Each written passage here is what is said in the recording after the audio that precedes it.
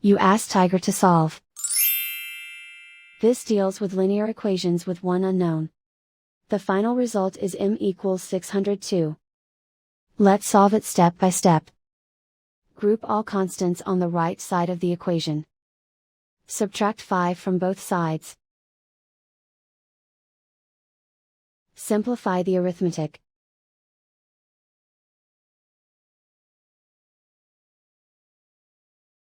Isolate the m. Multiply both sides by 2. Group like terms. Multiply the coefficients.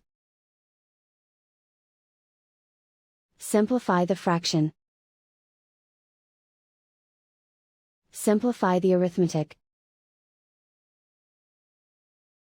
And so the final result is m equals 602.